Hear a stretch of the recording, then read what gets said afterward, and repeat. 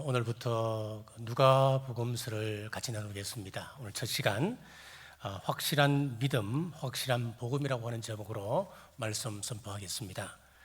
사랑하는 여러분, 하나님께서 인류에게 주신 가장 큰 선물이 무엇일까요? 예수 그리스도입니다. 예수 그리스도를 우리에게 증거하는 또 다른 선물이 있습니다. 바로 성경입니다. 성경에서 예수 그리스도를 빼버리면 창세기는 오래된 신화에 불과합니다. 출애굽기는 한 민족의 역사책입니다.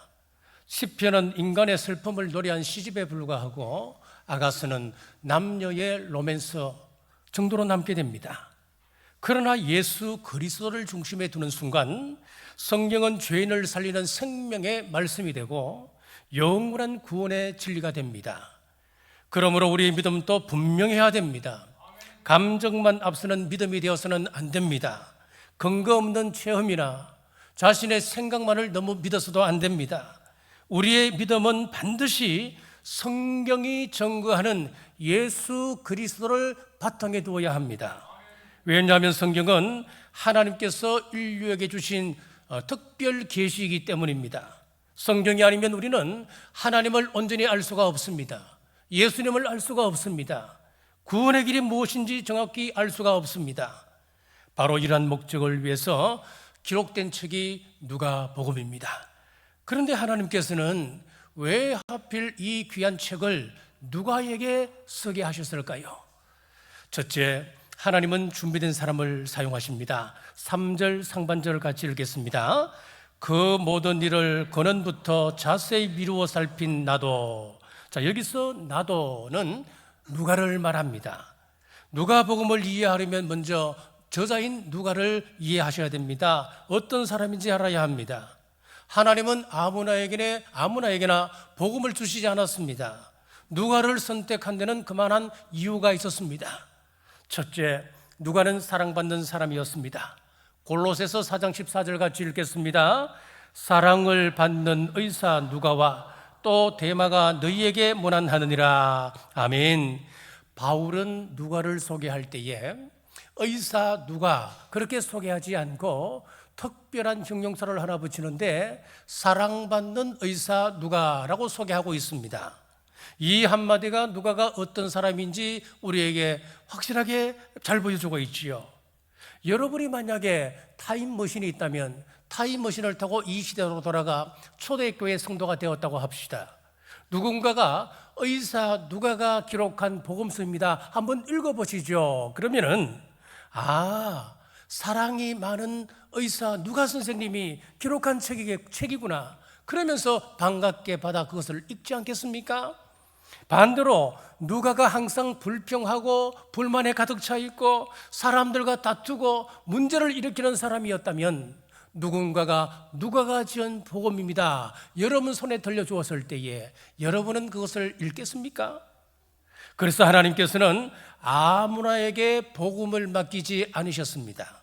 삶이 신뢰받는 사람에게 하나님의 복음을 맡기신 것입니다. 우리도 마찬가지입니다. 우리는 믿지 않는 세상 속에서 예수님을 증거하고 살아가는 메신저들입니다. 나는 사람들에게 어떤 사람으로 비춰질까? 나는 어떤 사람으로 기억될까? 칭찬하고 지지하고 격려하는 사람 곁에는 사람들이 붙습니다. 그런 사람이 하는 말에는 귀를 기울이고 그런 사람이 전하는 복음은 그 사람이 받아들입니다. 반대로 미움과 다툼과 시기 질투가 가득 찬 사람에게는 사람들이 점점 떠나게 되는 것입니다. 왜 그럴까요? 세상 사람들은 우리의 말을 듣는 것이 아니고 우리의 삶을 보고 듣기 때문에 그렇습니다. 세상은 복음을 보기 전에 먼저 복음을 전하는 사람을 봅니다. 복음을 거부하는 것이 아니고 복음을 전하는 그 사람을 외면하는 것입니다. 그러므로 누가처럼 사랑받는 사람이 되시고 삶으로 복음을 전가하는 우리 남부교회 모든 성도님들이 되시길 주님의 이름으로 축복합니다. 둘째, 누가는 겸손한 사람이었습니다. 누가는 사도 바울과 오래 동행했던 사람이었습니다. 바울이 감옥에 갇히고 수많은 환난과 죽음의 고비를 넘길 때마다 곁에서 치료하고 돌봤던 사람이 의사 누가였습니다. 자, 그런데 놀라운 사실이 있습니다. 누가가 이런 큰 공을 세웠음에도 불구하고 한 번도 자기 자신을 드러낸 적이 없습니다. 저 같으면 은근슬쩍 한 번씩 집어넣지 않겠습니까? 내가 사도 바울 선생님과 함께 어디를 갔단다. 사도 바울 선생님이 맞아서 그만 죽게 되었을 때 치료한 사람이 나였고 그 위기를 넘겼기에 계속 복음 사역을 감당할 수 있었다. 환난과 어려움의 현장 속에도 내가 그 자리에 함께 있었다. 은근슬쩍 넣을 것 같습니다. 그러나 누가는 끝까지 자기를 드러내지 않습니다. 바울을 세우고 복음을 높이고 예수 그리스도가 드러나게끔 했습니다. 우리는 작은 일에도 알아주기를 원합니다. 칭찬받기를 원합니다. 인정받기를 원합니다. 그러나 하나님께 크게 쓰임받는 사람들은 자기를 드러내는 것이 아니고 예수 그리스도를 높이 드러냅니다. 세상은 자기 이름을 높이지만은 하나님의 사람은 예수 그리스도의 이름을 높입니다.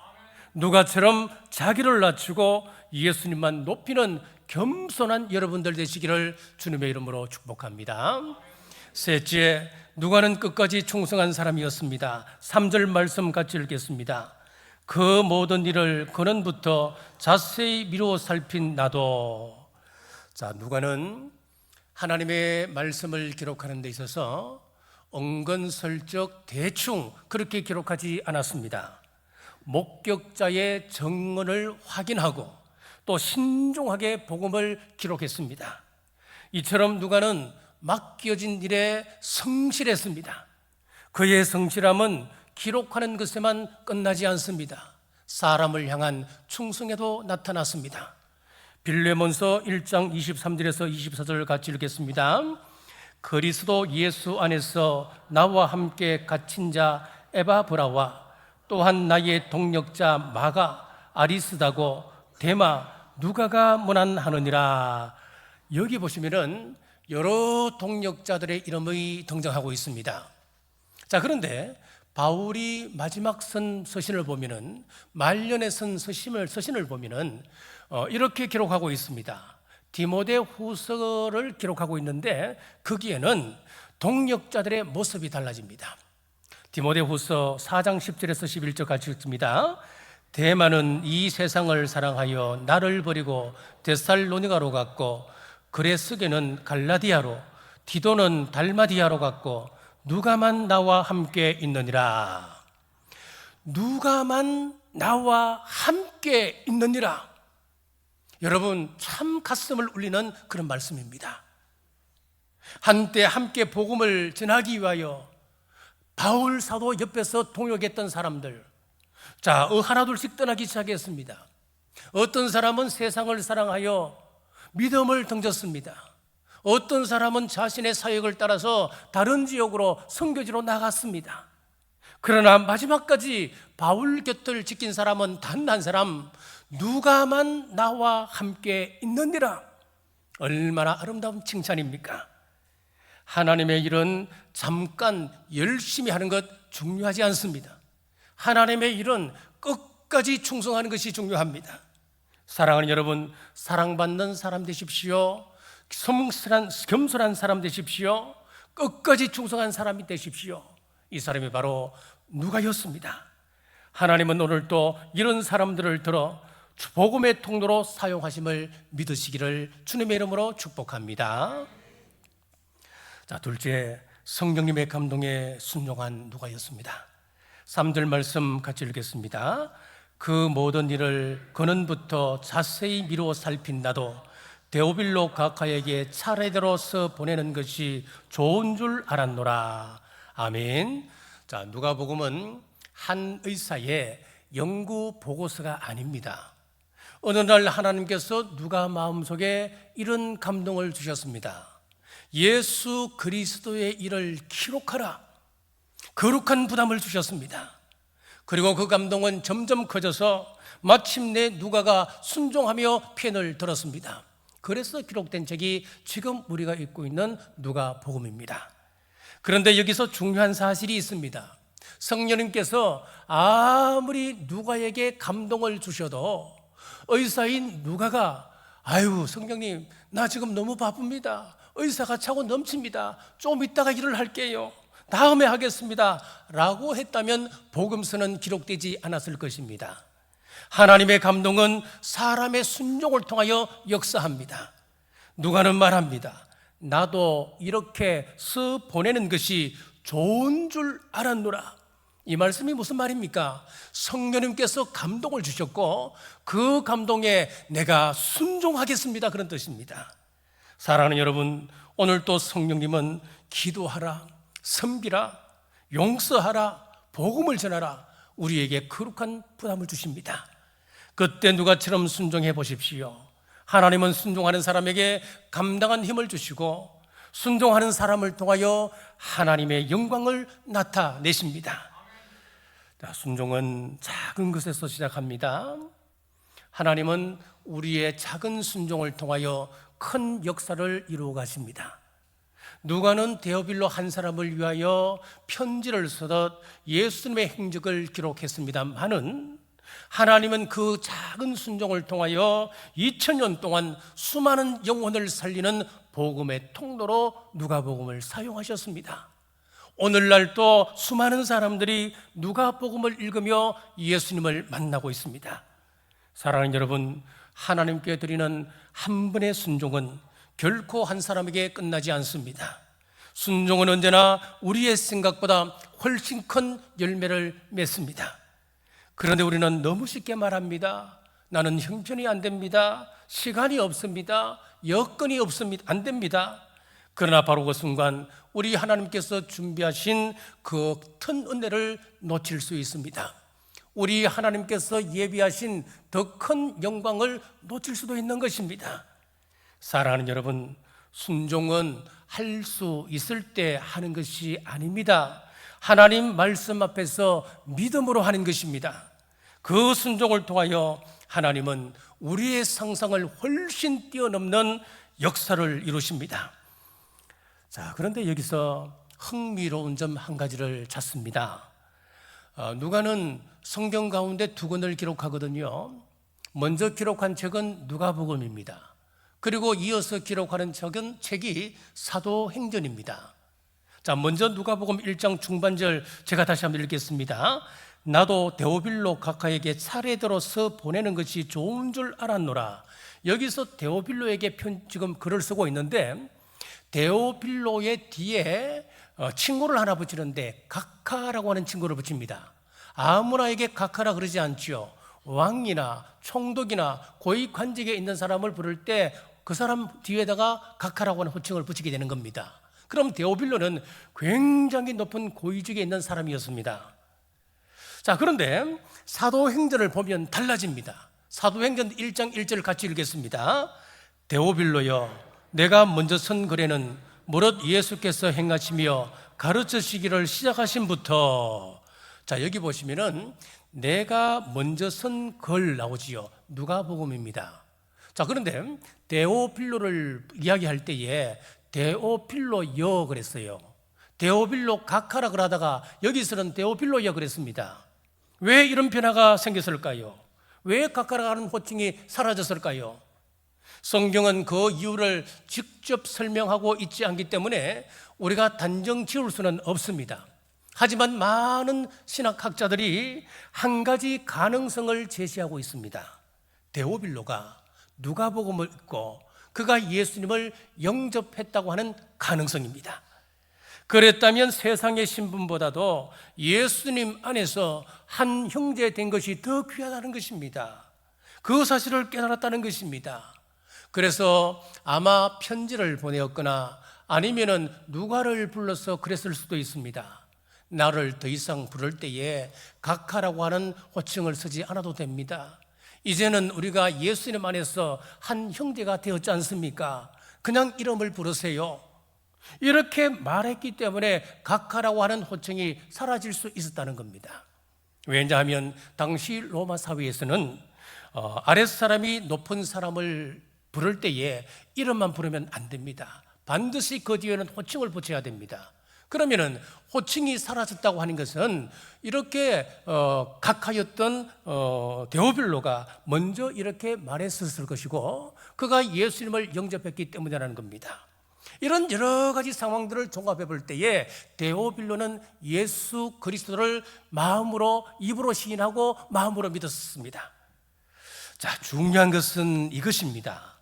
데오빌로는 누가복음 한 권을 읽고 그 삶이 변하였으며 예수님을 영접하였는데 우리에게는 몇 권의 책이 있습니까? 몇 권의 성경이 있습니까? 66권의 성경이 있는데도 불구하고 더구나 우리 교회는 1년이면 이 프로그램을 따라오면 누구든 일독은 할 수 있게끔 그렇게 인도하는데 성경을 그렇게 많이 읽으면서도 우리 삶은 좀처럼 달라지지 않는다는 겁니다. 왜 그럴까요? 말씀이 부족하기 때문 아니었습니다. 우리의 순종이 부족함 때문이었습니다. 성경은 많이 아는 것이 목적이 아닙니다. 성경은 우리가 삶을 변화시키는 데까지 인도하는 것이 목적입니다. 사랑하는 여러분, 말씀을 듣는 것에 머물지 말고 말씀에 순종하는 여러분 되시기를 주님의 이름으로 축복합니다. 그리할 때 하나님께서 저와 여러분을 누가처럼 하나님의 일에 사용할 줄 믿습니다. 자, 셋째, 객관적인 사실 위에 믿음을 세우십시오. 2절 말씀 같이 읽겠습니다. 처음부터 목격자와 말씀에 일꾼된 자들이 전하여 준 그대로 내력을 저술하려고 붓을 든 사람이 많은지라. 아멘. 자, 누가는 자신이 들었던 그 이야기들을 대충 기록하지 않았습니다.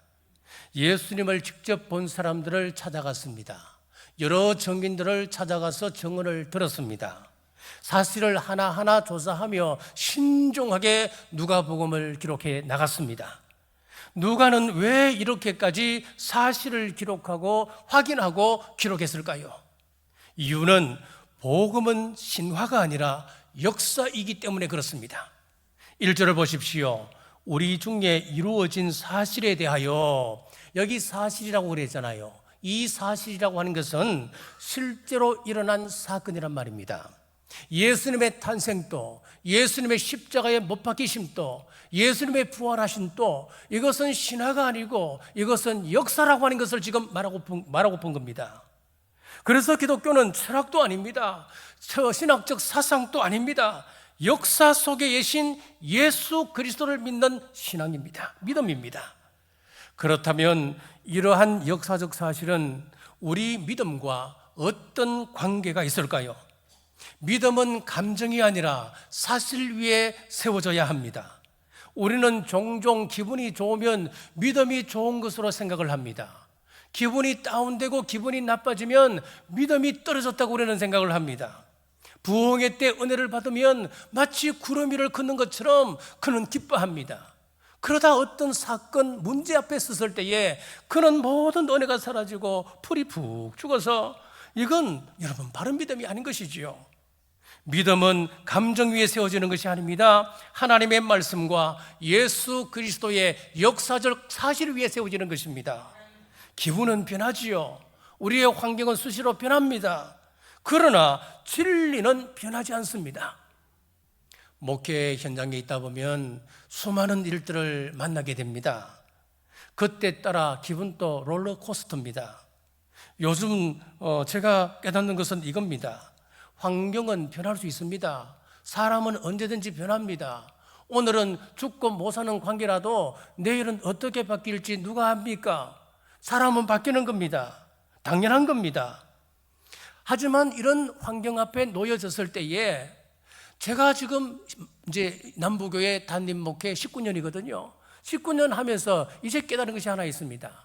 그런 문제를 보는 것이 아니고 그런 사람을 보는 것이 아니고 내 믿음의 수준을 높이면은 우리는 시험 들 일이 없다는 거예요. 진리를 붙들어 사는 겁니다. 하나님 앞에서 우리가 진리를 붙들고 우리 믿음의 수준을 높인다면 문제는 더 이상 문제가 될 수가 없는 겁니다. 자, 그래서 우리의 믿음은 변하지 않는 믿음 위에 세워야 합니다. 이것을 자신의 삶으로 증명한 사람이 있습니다. 미국의 유력 일간지인 시카고 트리뷴에서 기자로 활동하였던 리 스트로벨이라고 하는 사람이 있습니다. 이 사람은 무신론자입니다. 철저한 진화론자였습니다. 그런데 그의 아내가 어느 날 예수님을 믿는 겁니다. 너무나 화가 났습니다. 아내가 사랑하는 아내가 지금 미신 종교에 빠져서 저렇게 다니는 것 그냥 둘 수 없다. 내가 예수 그리스도의 역사성을 철저하게 부인할 수 있는 증거를 찾아내리라. 그리고 약 2년 동안 역사학자, 신학자, 그리고 의사들, 고고학자들 전부 일일이 찾아다니며 인터뷰를 했습니다. 예수님의 역사성을 철저히 조사를 했습니다. 그런데 조사할수록 예수님의 역사성과 부활의 증거는 더욱 분명해지는 것이었습니다. 결국 이 사람은 예수님을 영접하게 되었고 후에는 목회자가 되었습니다. 그는 그동안 자신의 여정을 기록한 책을 하나 펴내는데 예수는 역사다라고 하는 책입니다. 준비한 동영상을 한번 보시겠습니다. 시카고 트리뷴의 유능한 조사 전문 기자 리 스트로베. 그는 철저한 무신론자이자 팩트 지상주의자입니다. 어느 날 죽을 뻔한 딸을 구한 여성이 이 모든 게 하나님의 인도라고 말하자 그의 아내 레슬리는 교회에 나가기 시작합니다. 아내를 미신에서 구하기 위해 그는 기독교의 핵심인 부활이 거짓임을 증명하려 합니다. 하지만 조사할수록 놀라운 사실들이 드러납니다. 5,800개가 넘는 신약 성경 사본의 일치성, 그리고 의학적으로 반박 불가능한 예수의 죽음까지. 믿지 않는 데에도 믿음이 필요하다는 사실을 깨달은 그는 결국 압도적인 증거 앞에 무릎을 꿇고 맙니다. 차가운 이성으로 만난 뜨거운 진실, 영화 예수는 역사다였습니다. 자, 이분이 예수는 역사다라고 하는 책을 썼는데 이게 영화로 나왔습니다. 오래된 영화가 되는데 한번 기회가 되시면 한번 보시기 바랍니다. 그는 말합니다. 나는 믿기 위하여 증거를 찾은 것이 아니다. 나는 부인하기 위하여 증거를 찾았다. 그러나 증거 앞에 나는 무릎을 꿇을 수밖에 없었다. 복음은 맹목적인 믿음을 요구하지 않습니다. 복음은 믿을 만한 충분한 근거를 가지고 있습니다. 리 스트로벨은 개인적으로 증거를 조사했습니다마는 역사학자들은 분명한 기준을 가지고 있습니다. 어떤 기준으로 문헌의 신뢰성을 확인하고 있을까요? 고대 문헌의 신뢰성을 판단할 때에 학자들은 크게 4가지 기준을 이야기합니다. 첫째는 전성기간입니다. 둘째는 원본과 사본 사이의 그 기간입니다. 시간입니다. 그리고 사본의 수, 네 번째는 사본들의 일치성입니다. 자, 이 기준으로 보면 신약 성경은 다른 고대 문헌과는 분명한 차이가 있습니다. 예수님의 십자가 사건과 부활 사건 후 약 20년에서 60년 사이에 신약의 원본이 기록되어졌습니다. 이 기간이 왜 중요하냐면은 예수님의 그 기간, 그러니까 예수님께서 부활하시고 난 이후에 20년에서 60년 사이에 신약이 기록되어지는데 이 기간이 중요한 거예요.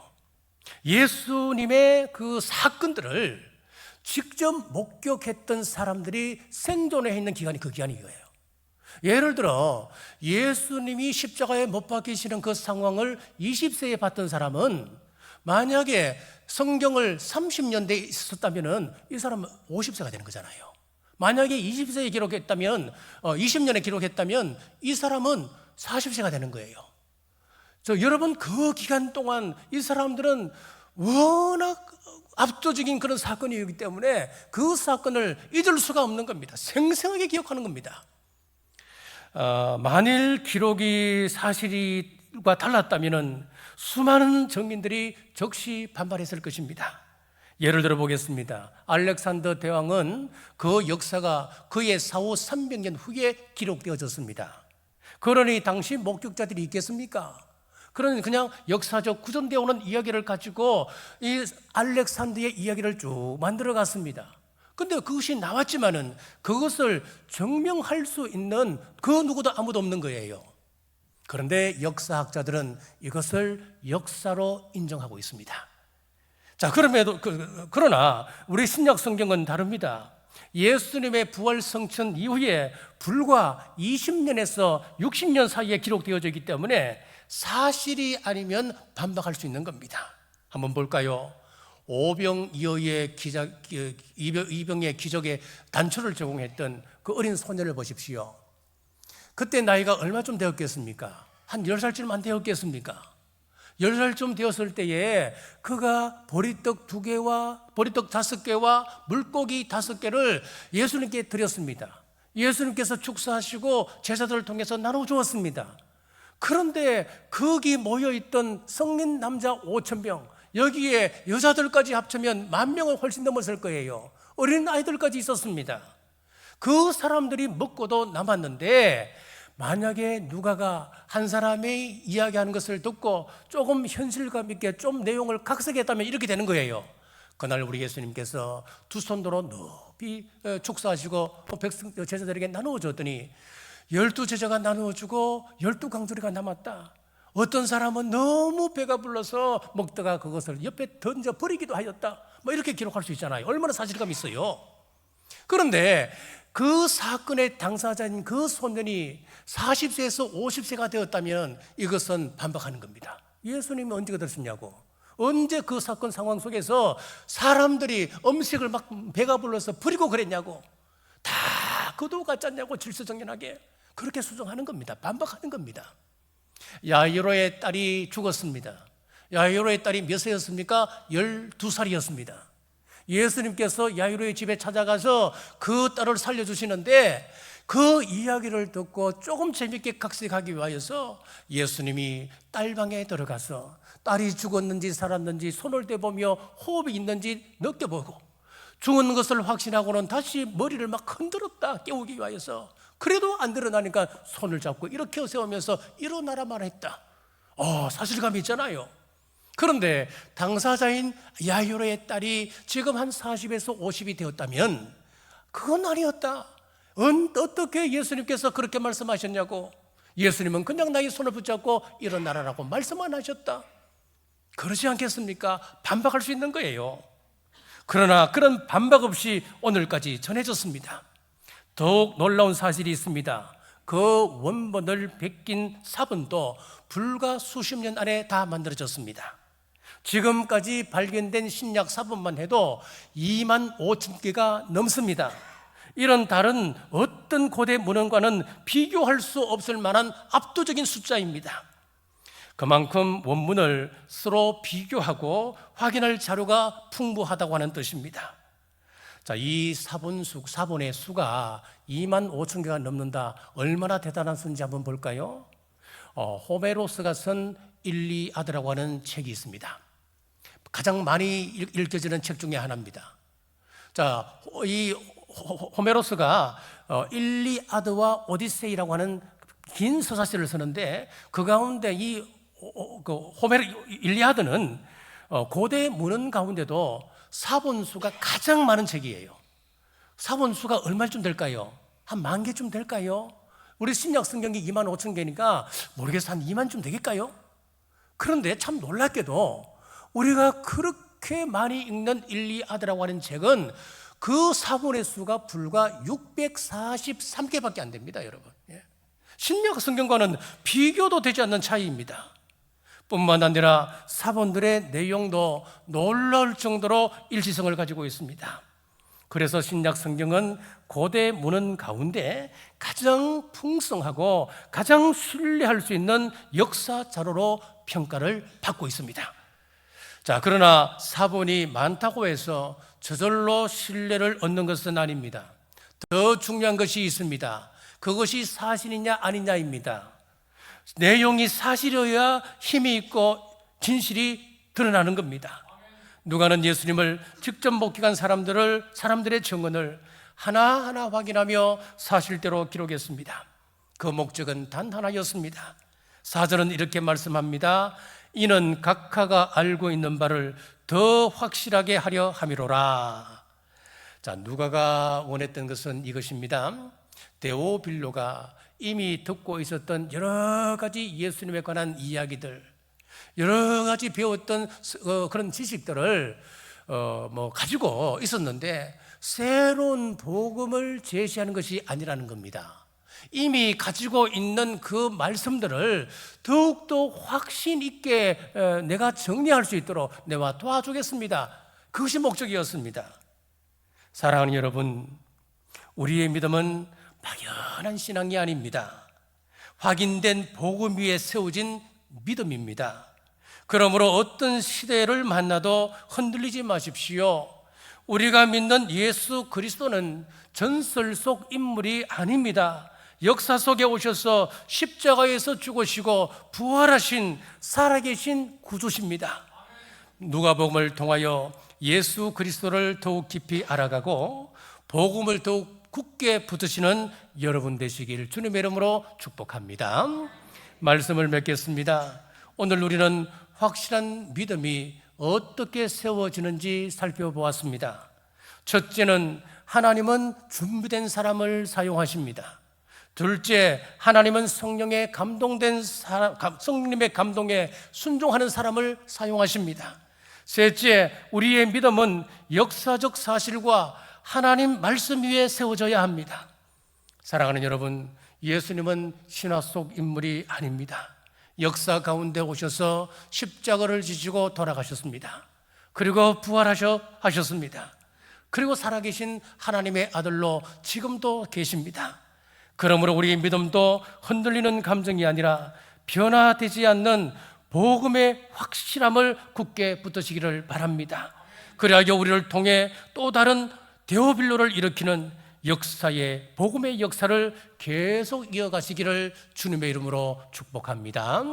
기도하겠습니다. 살아계신 하나님 아버지, 저에게 누가 복음을 주셔서 예수님이 전설이 아니라 역사 속에 오신 구원자이심을 알게 하시니 감사합니다. 누가처럼 사랑받는 인격을 허락하여 주시고 성령님의 감동의 기쁨으로 순종하게 하시며 끝까지 충성하는 믿음의 사람으로 세워 주옵소서. 또한 데오빌로처럼 말씀을 듣는 데서 그치지 않고 우리의 믿음이 더욱 확실해지며 삶이 변화되는 은혜를 허락하여 주옵소서.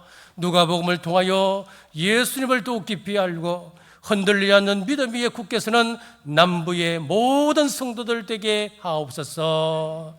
다시 오실 예수님 이름으로 간절히 기도드리옵나이다. 아멘.